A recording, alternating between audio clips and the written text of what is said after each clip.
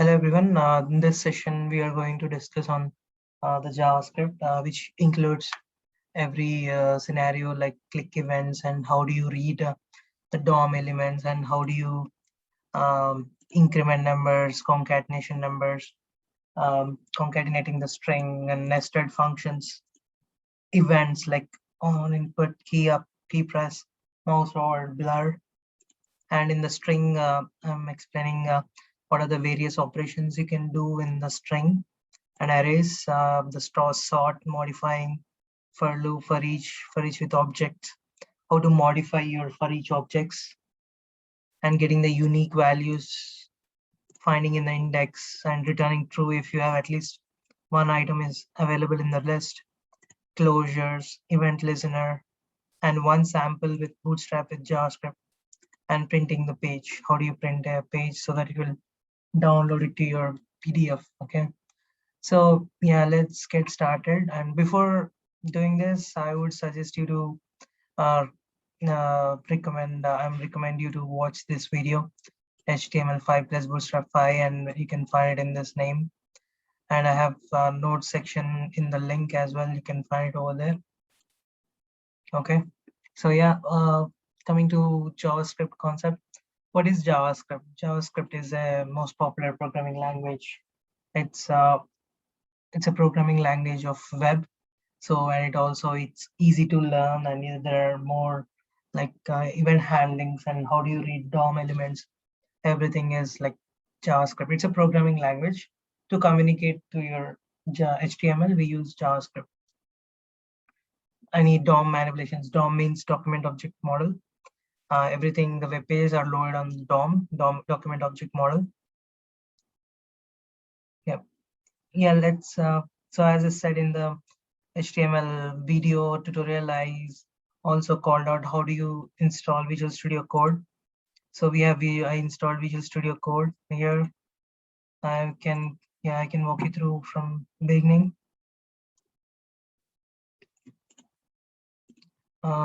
Just create a new file, and the first startup template, right? Just copy this. I'm just going to print the hello world example from scratch.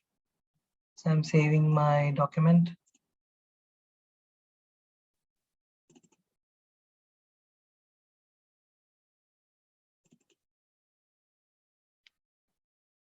Demo page, demo.js, new .html. You need to save it as HTML. Okay. And what it is doing, as I said in HTML, there are like several tags open. If you open an HTML tag, you need to close that as well. HTML and HTML closing is there, and there's a body, and inside the body we do all our displaying elements and stuff. And inside the script we write our JavaScript thing inside the script. And I'm going to, so what is there in the body? So there is a div element, that means it's a block element which has h2 tag, header 2 tag, which is p paragraph tag, and also there is a button. So what I'm saying, when I click on the button, I'm saying to call this function, my function. So this my function is available in the script. So all our functions needs to be written inside the script tag. Okay. So the syntax is you need to specify function space function name. Okay, my function. And inside the function, I'm just saying alert, hello, you clicked me. So alert is a default JavaScript function where you need to just mention alert. If I hover here, you can see message, which is any data type, and it's void data type, right? Yeah. So you need to specify semicolon as well whenever you write any new line in the JavaScript. Yeah. So now I'm going to run the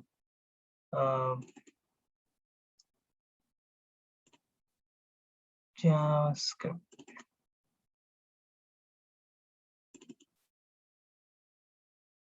Yep, you can see here JavaScript in the body, which is h2. Paragraph is p, a paragraph, and I have a func button. Click me, try it. So when I click here, I should see hello, you click me. Okay, this is very simple JavaScript function which I wrote. I have a button inside the on click. So it is a click, right? So if you want to specify any other types, there are some, but for buttons, you use basically click. For example, if you want to use double click, if you want to open that but alert only for double click, see, if you click single, it won't open, but if you double click only, it will open. Yeah, so it's about it. But for buttons, we mostly use on click, on double click. Okay, this is about hello world. Do you have any questions? Okay, so reading DOM elements the next time, right? Next, as I said, DOM is document object model. All your web pages are loaded on DOM. So DOM means you can't see it, but it's a inbuilt system which is available by Chrome or some other browsers. You just load your web page on DOM. That's it. So there are several types. Let's say you have p tag here, right? If you want to read that element in the JavaScript, so there are some ways to read your HTML elements. How you read is read by ID. You can read by ID. Example for p tag, document.getElement by ID. Your ID will be whatever the p tag ID is. Okay. And for other tags, document.getElement by ID same. So for only p tag, we will use inner text for only p tag because it's a paragraph.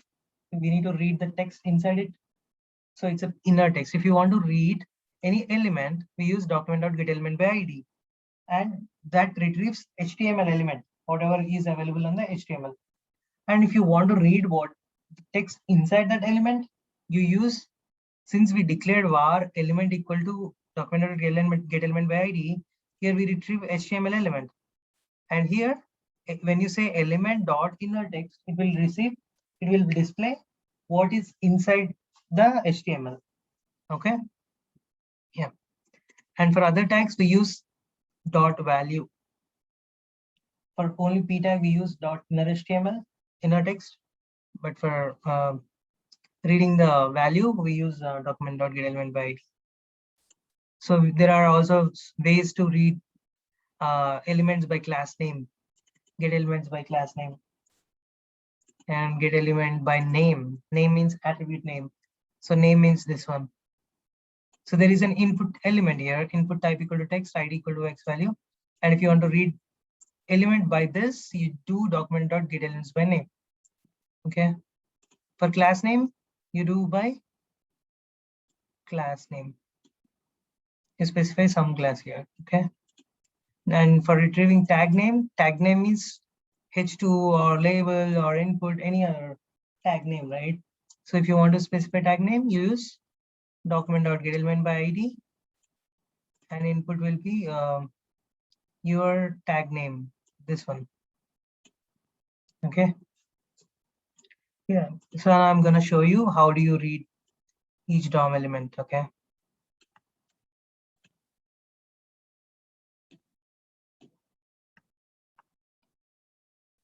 So here it's the same as previous. We have a HTML and body.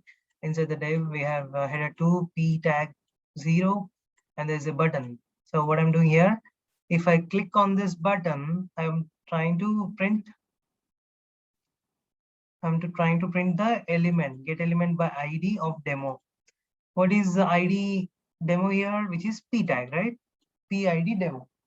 So what I'm saying, I'm reading the HTML element, I'm printing. So if I want to print any log, right, we use console.log and we use string, comma, your object. The object can be string, class, anything, right? List or anything. So, and after this console log is printing HTML, and this console log is printing text inside the p tag.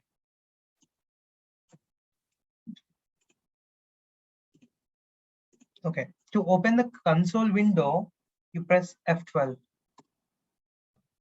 Okay, to open a console window, you just press F12 and click on the console. Or if you want to open a window, just right click and inspect and go to the console tab.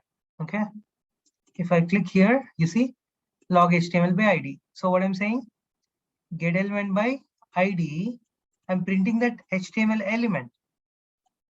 See, log HTML by ID space p tag, whichever is available in the HTML. So we are printing the raw HTML. Okay. And log HTML inner value by ID. What is inside the value? 0. That's it.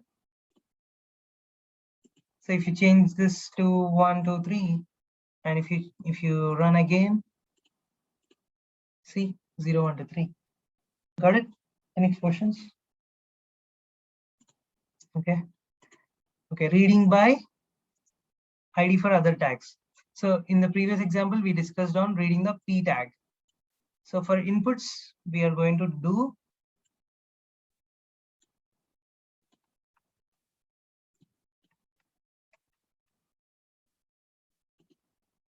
so we have a label here and there is an input text box. Okay, we are typing something here. Okay, see this log HTML by ID is printing the input element. Since we use document.getElement by ID of X value, we did the X value. See here, we did the X value. X value is ID of the input. Okay, here we are printing the element and we are printing the log HTML in a text by element.value. If you remember, for p tag, what we used? Inner text. For other tags, we're using dot value for reading. Okay, so this is example for other tags. And read by class name. So here I'm going to demo on reading the class name. So here we have two inputs, and for one input we have some class, and the other input also we have the same class. It's possible, right? For HTMLs, we should use only unique ID for HTMLs, but we could use multiple, but it will only return when you use document.getElement by ID, it will always return top row, because we should use IDs as unique. Okay, but for classes it can have duplicates. So since we use some class here, there is also a button, click to add, just example there is, and when you click that, it will call this my function, and we are reading the elements. So remember, you see elements S, that means it retrieves multiple HTML elements. So but document.getElement by ID will only retrieve one object, but here it retrieves array of objects. Okay, so here we are printing the elements, and we here in next two lines we are saying element 0 of, that means element with elements list of 0 index. 0 index means first element, first index means second element, right?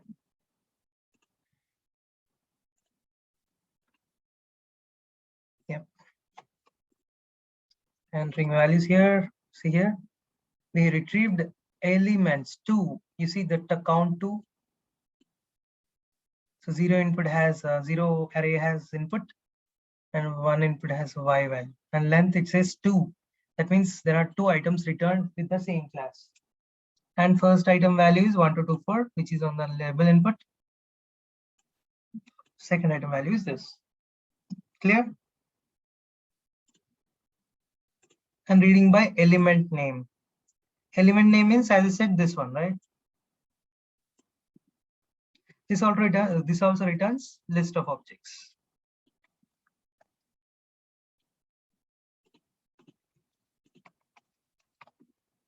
So here it returned 2 lists.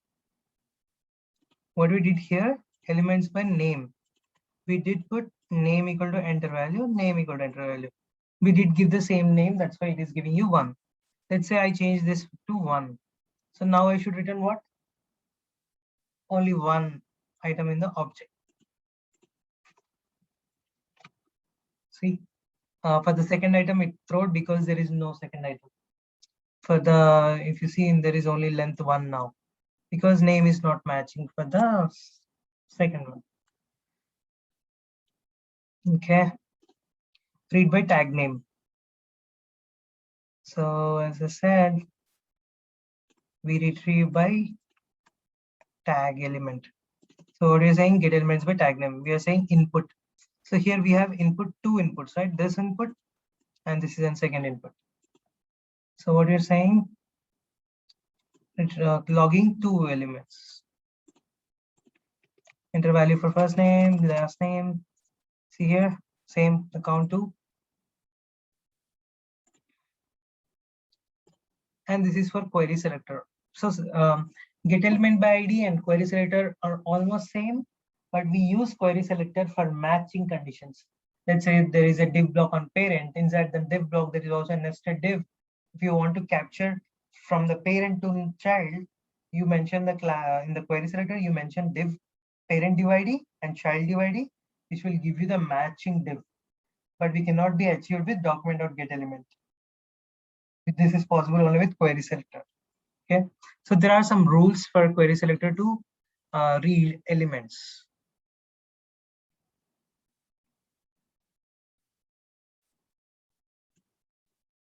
So we are doing the class name now. For query selector, we are reading the, see here, document dot query selector all. Query selector all means returns objects, list of objects, array of objects, right? So there are some rules for query selector all. So if you are specifying, if you want to read by class name, you specify dot before name. To read by class name, use dot before name. Okay, query selector all. For class, you use dot.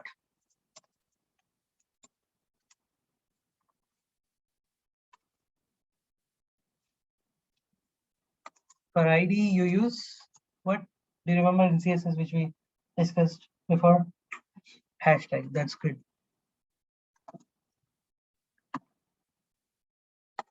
And for tag, we use directly tag, right? HTML tag.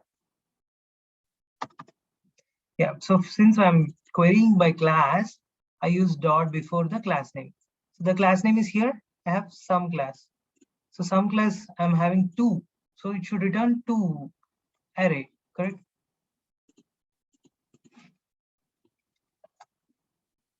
See node list 2. Okay. And query selector by ID.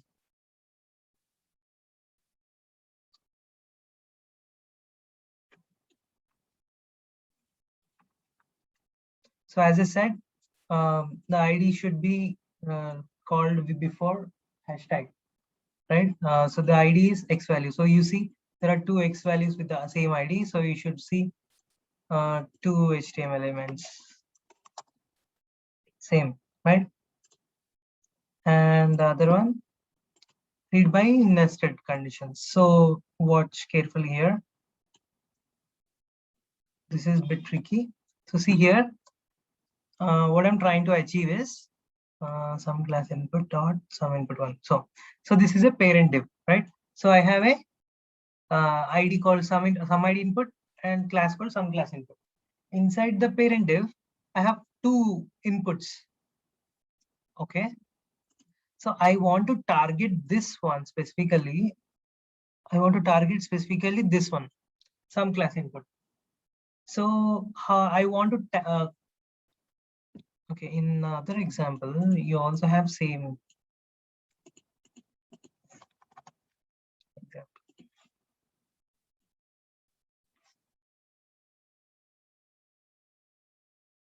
Okay, so here, if you want to query selector all by this class name, but I will return two elements, right? Because in this div there is also a same input, and in this div also there is same input. But I want to return only this input inside this div. Now I don't want to return this div. Here, so what I have to do is in the query selector all, you need to target the parent div with child div.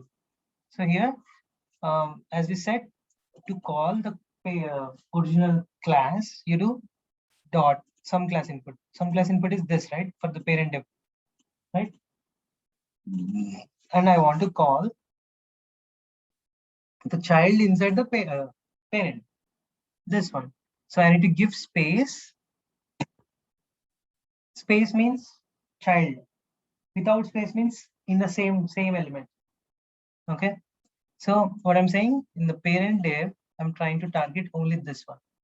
So now see, I should see only one, right? Not two.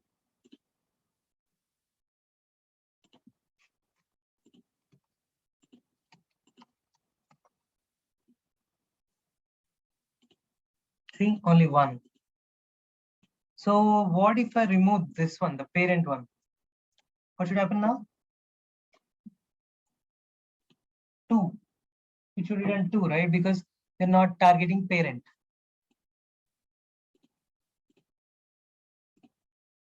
See? You got it? Yeah, nested conditions with ID and class combination.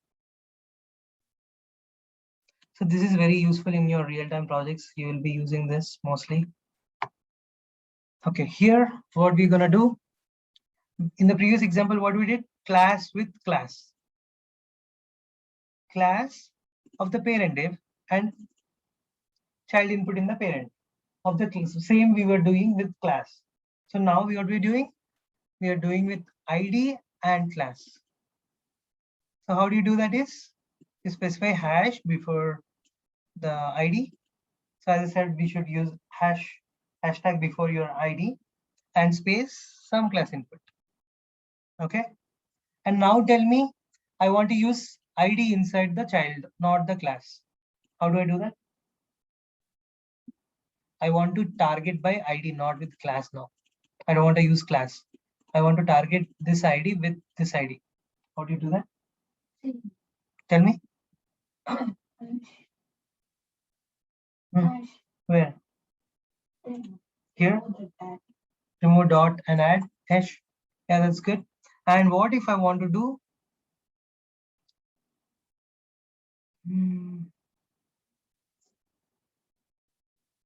class and class? Dot, both dots? Correct. See, yeah, now what I'm going to do, I'm targeting class in the parent with child ID. Right? I should see retrieve only one in the console log. Length 0. Oh, because it's a 1. Okay.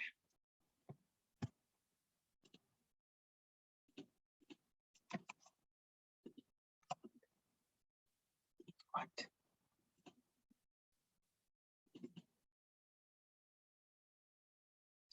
Oh, this ID is nested input 1, but I used some class input. That's why.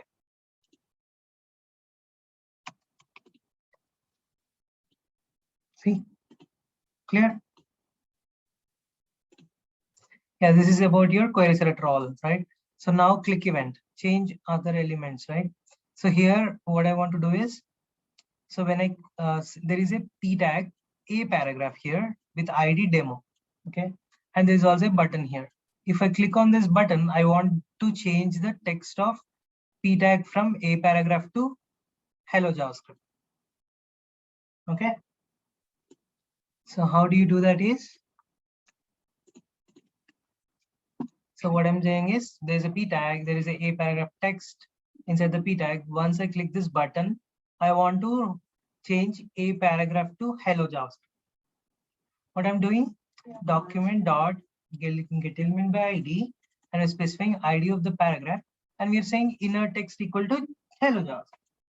Clear? There's a paragraph, and I click this, changes to this. So this is a JavaScript, right? Here. And incrementing the numbers. So when I click on my function, I want to demo this as well. Yeah. So there is a p tag here and button. What I'm doing is on clicking this function, there is a number conversion functions here. So if you want to convert a string to number, you specify number, open close brackets, and inside that you have to specify your inner text. So that means it is converting the inner text to number. and you are summing that to +1. So each time you click, it will increment the number to 1. Clear? And you're setting the value to whatever it was declared in the var. And we are converting it to dot to string. Okay, clear? So when we are reading it, we are converting that to number, and when we are setting the value, we are converting again back to string. Clear?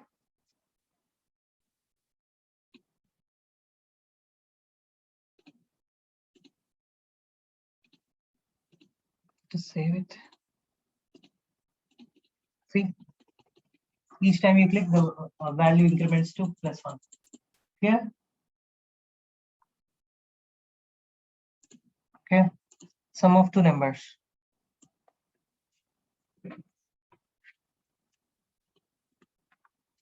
So here we have to enter value for x, enter value for y, and there is an input. If you see type equal to number, so there are different types, right? Type equal to text, type equal to select, type equal to checkbox, type equal to button, right? So there are different types. So here we are using type equal to number, that will have a text type number. Okay.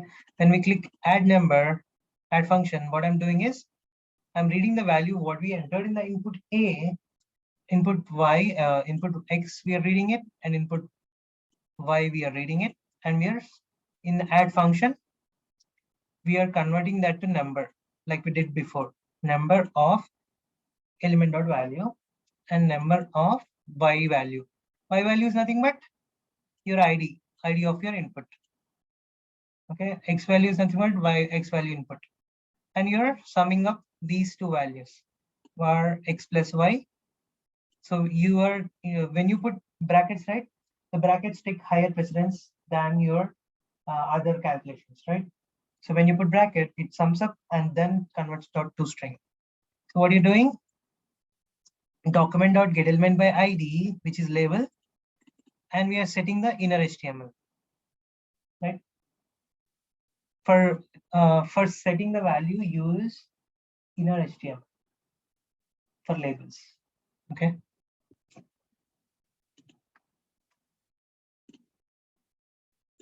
Okay, enter value for X. You can also use this up arrow, down arrow buttons to increment your numbers. 3 plus 4 is 7, right? See, sum of X and Y is 7. Clear? Concatenating the string similarly.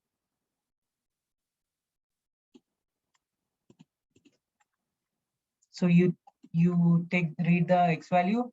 So here now we, instead of number, we are using text, type equal to text. X value, Y value, Z value, right? So here we're using type equal to date. Okay. So input type equal to button. When you click button, we are displaying these labels. Your full name is concatenation of your first name and last name, right?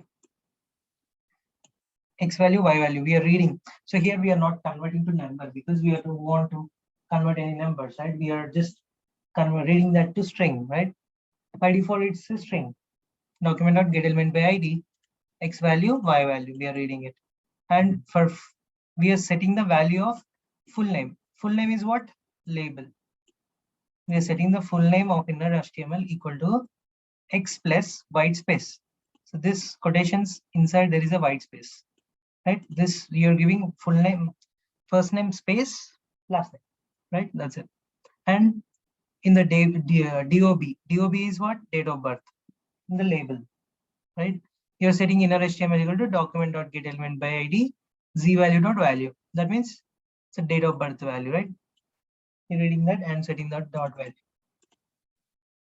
So now I'm going to demo it. Enter first name, John M, and date of birth. You're gonna enter example is, see, your full name is this and date of birth is this. Clear? And in events, there are different types: input, key press, mouse over, on blur. So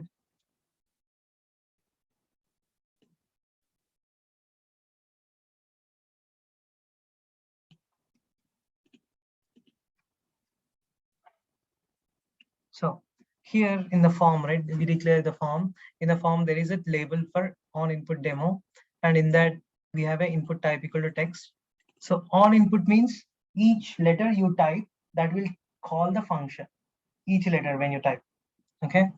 So and there is also a button for input text, which is uh, event called on key up. When you press any key, and it will also the event can also identify what key you pressed. You might ask, what is the difference between on input and this? So when you call this event, you won't be able to identify which key you pressed in your keyboard. But when you use on key up, you will also know which key you have used.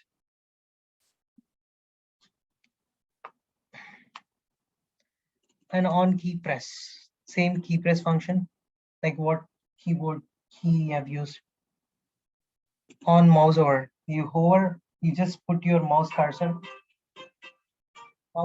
on the text, it will call the event. And blur means when you click the input and click outside the input, the function will get called. Okay, so you see that my input function I wrote here is, you wrote this value, and key up, you enter this value. So what I'm doing, key up, I'm converting that to uppercase. For key press, I'm just logging what key you pressed. For mouse over, I'm changing the style of font size to 18 pixel. So it's a kind of graphics, right? When you hover, you're seeing a bigger size, and when you leave your mouse, I'm setting, so this is mouse leave function. So there is a events, right? These are events, mouse over. That means when you put your mouse on the text, it will increase the font size to 18 pixel. This is an example which I'm doing. You can do whatever you want. You can change the color when you hover, when you can change the background color if you want, something like that. And when you mouse leave means when you remove your cursor from that text box. Mouse leave function. So what I'm doing in the mouse leave function, I'm setting that font size back to 12. Blur function, that means you focused, I'm just setting an alert. You focused out input text with value. Okay. So now I'm going to demo all these events. So in on input demo, right? So as soon as I type, you see I have a you wrote label here. The my function is setting this label to whatever I type. See,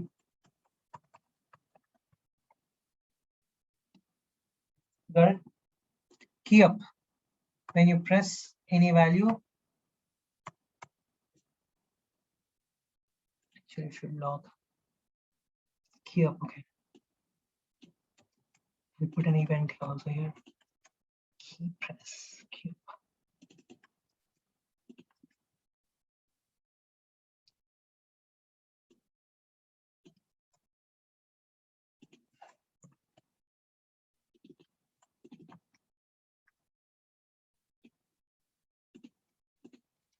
See now for key up, I press that. So you see the keyboard event function is fired, and you can see what key you pressed. If you press R, you'll see R. If you see H, you can see the key is entered H. So these can be tracked, right? Key press. You pressed one. See, whatever key you press, it will, right? Mouse over. So you see, if I put my mouse on this, I'm setting the font size to 18 pixel. And when I leave, setting back to 12 pixel. Here, focus out. This is most popular you use. You type something, no event will fire until this. But when you click outside, the event gets fired. Your focused out input text with value is this. Okay, these are events. These are most popular events which you use. And for string, right? So for string, to read the length, so this is simpler. I don't want to demo it again. The code snippet is already here. I'm just showing you in the output section also. So there is a in h2 tag. There is also an input type equal to button. That means it's a button, and we are setting naming that button as click me. And when you click on the button, we're calling this my function button. And declaring var x equal to Kamal. Var means just declaring in your local. var x equal to Kamal, and you're setting the alert as, so just for reading the length, right? So you when you gave var x equal to Kamal, you're reading the x dot length. Is dot length is given by JavaScript inbuilt. You just put dot length, it will give you what is the length of that input. Okay, and for lowercase, right? So similarly, I declare var x equal to Kamal, and on click, I'm calling this function, and I'm printing that to x dot to lowercase. So this is an inbuilt JavaScript function again, dot to lowercase. Okay, uppercase similarly. So you use dot to uppercase. So trim means, so let's say I gave var x equal to Kamal, there is a white space here if you see. So if I want to remove that white space, I use dot trim. Trim removes the white space before your text and after your text. Okay. Starts with. So this starts with is nothing but, so if you want to compare your text, I'll demo this one because it might be tricky for you.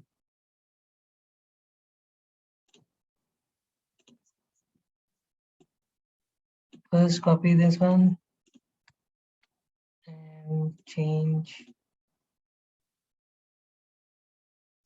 Starts with.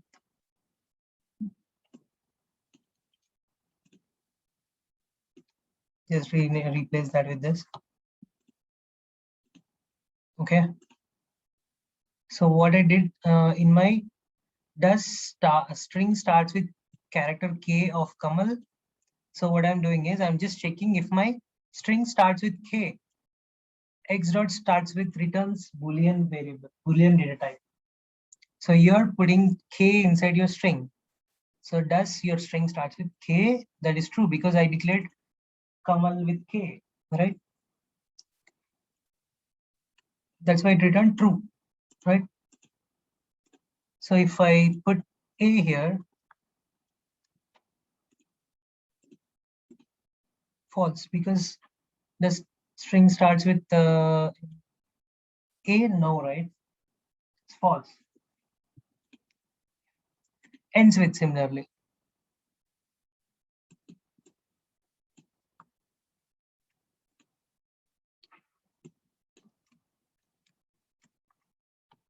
So I'm setting, I'm checking if my declared variable ends with L. That means true, returns true again. True, right? Same. So now I'm going to demo on sorts, right?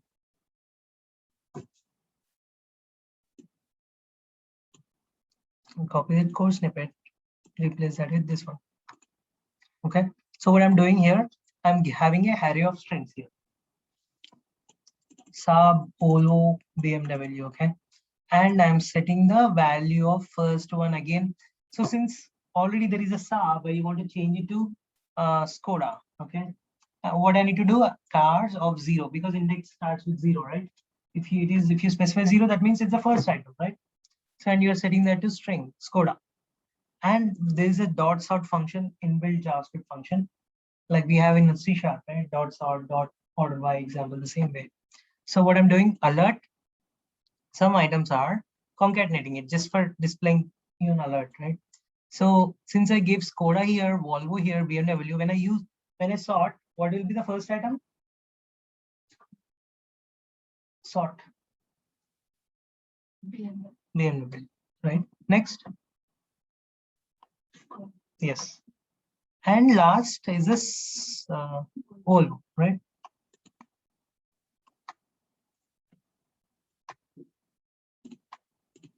See, sorted items are BMW, Skoda, and Volvo.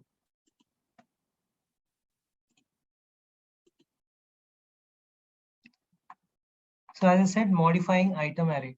So if you want to modify your first item, just use cars of 0 equal to Skoda. So that's how you do. If you want to do for loop, stop here.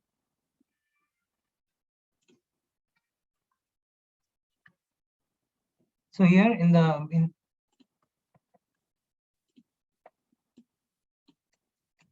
so in my function, what I have var data equal to array of objects. In the previous example, I had array of string. So if you want to declare your array of object, you do with this open close curly bracket, and you specify your properties. So this object is nothing but a class. Okay, and this is comma with the second object. It's a second object inside an array.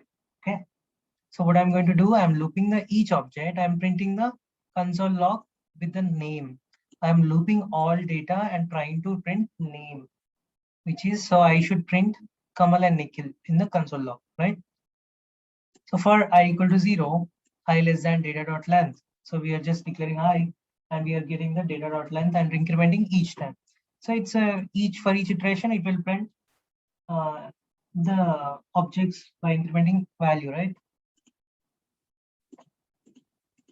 So you see data available are name, ID, name, Kamal, ID, name, Nikhil. Okay. And each element is Kamal and Nikhil, right? For each loop. So we do use for each loop with this syntax. So you have bar numbers dot for each, and we use x. We are saying that each item is nothing but an x and print me as x. So for each item, it will loop through and prints the each element is x. Any questions? So here, if you see, there are 5 items. For each item, it got printed. Okay. For each objects. So we did in the previous example with for each numbers, right? So we are doing with for each object. So this is an object. We are using data dot for each, and we are printing x dot name. Similarly, same, right? If you want to print only a whole object, you can also do.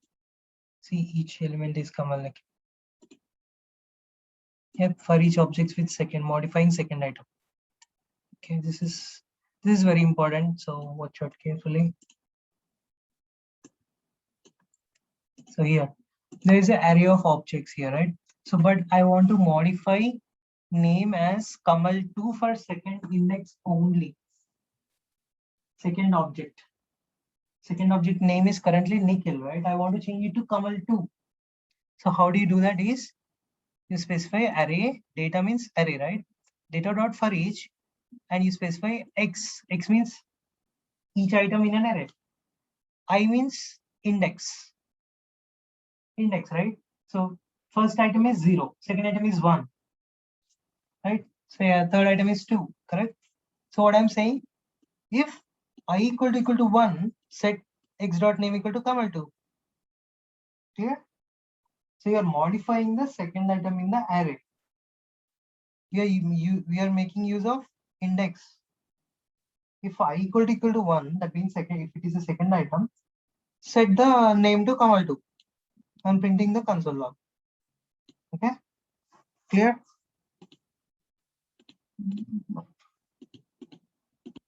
Here, so now each second element is Kamal2, changed from Nikhil to Kamal. Filter objects.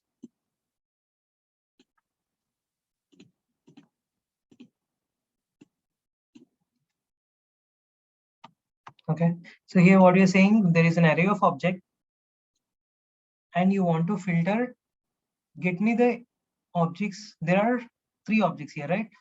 And I want to return objects with age 16 only. So I don't want 24 to be returned, only I want 16 to be returned. So you use data dot filter x lambda x dot age equal to 16. Clear? So this should retrieve only 2 objects in the array. See, so actual data is 3, Kamal, Nikhil, and Suresh, but I return only 2 because age, I was looking at age 16.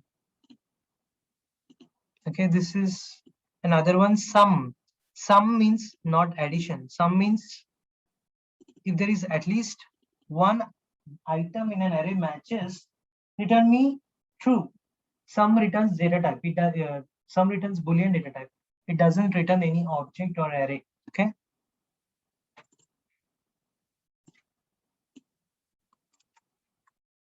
Okay, here we have array of objects. We are checking if this array contains at least a name called Kamal. One item contains a name Kamal, return me true. Okay, so what I am saying, var is Kamal exist equal to data dot sum x lambda x dot name equal to Kamal. So if at least one item in the object which has name Kamal, I'll return true. So if what will be my outputs? Tell me, what will this line print? Yes. See, is Kamal exists true. Okay. So if I give some random name, it should return false. See, clear? Find. It's similar to your C# link, right? So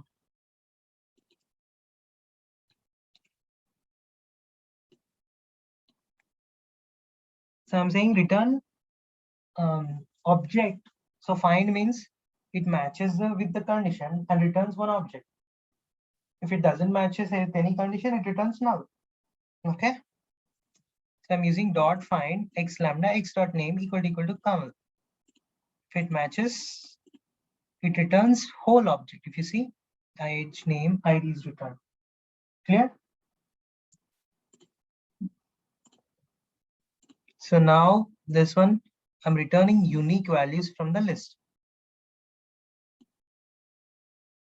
So const data equal to, so I have 4 array of objects inside the data. Okay, group A, group name, group and name, group and name. So I'm printing the actual values here. I'm trying to get unique group values from the array of objects. So here, if you see, there is a B, B. So there are 2 duplicates here. A contains 2, B contains 2. So now I want to return only A and B as an output because I want to get distinct values of groups in an object. So this is an syntax to use it. New set data means array dot map. Map means get me only group within that object. I don't want whole object to be returned. Instead, I want to return only one property inside an object, which is name property, group property. Sorry. So I want to return only group property inside an array, which are distinct, unique. Okay. So which will return A comma B as an array in my output. Okay. See, A comma B is returned. But you have 4 A, B, A, B. Clear? These are JavaScript functions. These are very useful in your real-time projects.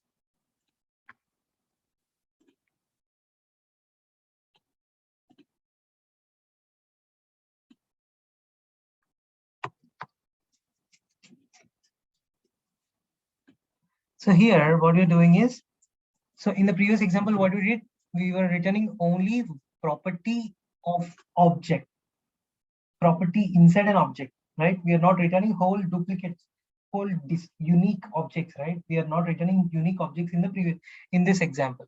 So, but in the new example, we are going to discuss, we are returning unique values. Along with unique values, we are also retrieving objects, unique objects.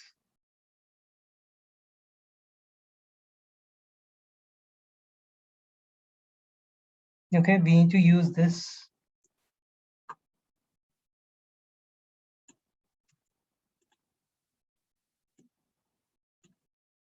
So this is an array of object. Here you see A, B, A and C is duplicate, B is unique, right? So I want to print A, B, C only, not A, B, B, no, not A, B and C, C. I want to return only A, B, C, unique, right? This example returns unique objects also. See, what it is doing is it is filtering. So this is a little bit weird actually. This is a syntax which we use for finding duplicates. So since we are finding duplicates by ID, we are identifying what is unique property in each object We are identifying it as .id, right? We are saying s dot has id and okay, new set. So if it doesn't has id, we just go and add id, which will be a new set, which will retrieve the unique values. Okay.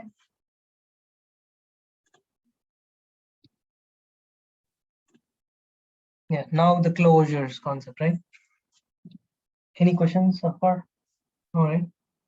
So what is closures? So this is most interview asked question. What is closure? Closure is kind of giving accessible of that scope variable to your nested functions also. So if you declare a variable on top of your parent function, that variable is accessible across your nested functions also. That is a closure. So we can read it out this one. A closure is a combination of function bundled together with references to its surrounding state. So that is what I'm saying. It will be accessible across your function. In other words, a closure gives you access to an outer function's scope from an inner function, right? So the outer function scope can be accessible to your inner function. In JavaScript, closures are created every time a function is created. So in this example, if you see, I have a button text button on click my function. This function will get triggered. I'm converting that to value to int, and there is also a nested function here, function plus. Inside this parent function, there is a nested function, but you declared the variable in the parent function. That variable is still accessible to your nested function. That is what the closure is. Again, after this function is executed also, you're again calling the plus. That means it's a plus means you already declared here, right? This plus. This plus is still accessible to your this plus. So inside this plus, there is a counter, right? So each time when you call plus, the counter is getting incremented in this function, right? So what we're doing here at the last document.getElement by ID demo means what? P text, P, right? P type.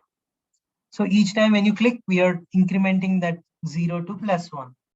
We are setting that counter to this inner text. Clear?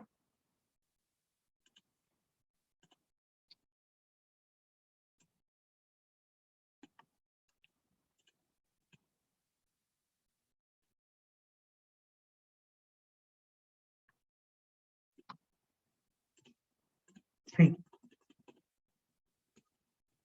Clear? And last concept, mostly event listeners. So event listeners means, let's say you want to call, you will put your listener at somewhere, and if you want to click, if anyone clicks on your div like button element, you want to file some event, right? Event listeners are nothing but it will listen for your event. As long as you click, it listens the event and files whatever you want. Okay, so we have a button here, and in the script we are declaring this event listener outside your function. See here, we are declaring this event listener, we are adding an event listener. We are setting that getElement by ID button, hey script, hey JavaScript, listen for my button, which is ID, button ID, and set me the add event listener click. That means if someone clicks on my button, call this function, fire this function, right?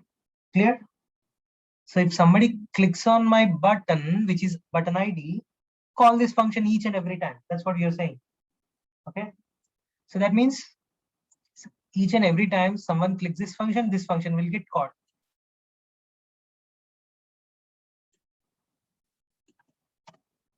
Let's say that you don't have any click function, right? But you still have add event listener.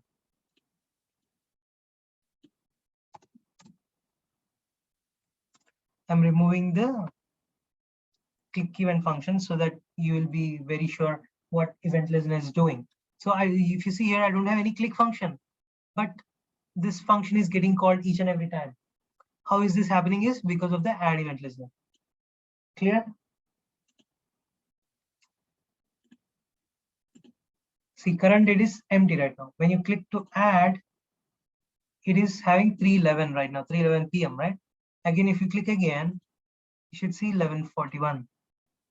11 minutes 51 seconds. If you click again, 56 seconds. 2 seconds is finished, right? You see? But I don't have any click event function here to my button, but still the function is firing because of this event listener. Got it? You can also do for other things, right? Like focus.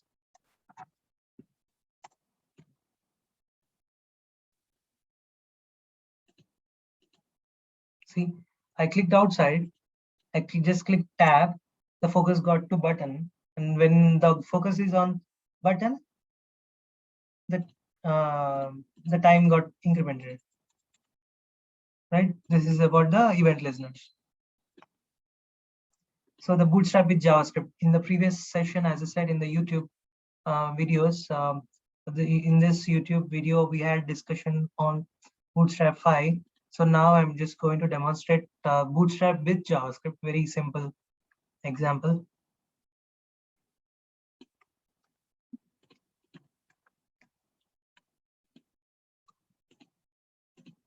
You can see the Bootstrap styles are applied to this form.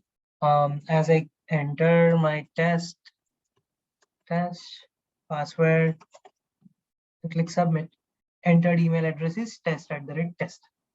So I wrote a JavaScript function and I'm displaying email address what I entered. So how I'm doing is I'm adding an on-click function on the button, my function, and inside the my function, I'm reading the value of my email. What is this ID is? ID is this input, which is email. Whatever email I entered, I'm reading it, and I'm setting back to my label output value, which is determined by ID dot inner HTML equal to entered email address is X. Here, this is a simple Bootstrap with JavaScript. Okay. And very last thing. So if you want to print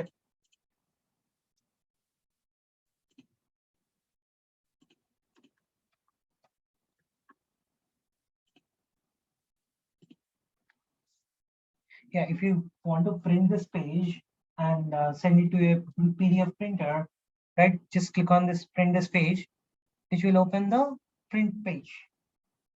Okay. So this is possible with window.print. Window.print function is default one, which is given by JavaScript. Yeah, that's it. I'm done for this session. If you have any questions, please feel free to comment in this video. I will attach this document also to the video, YouTube video. And yeah, that's it. Have a nice day.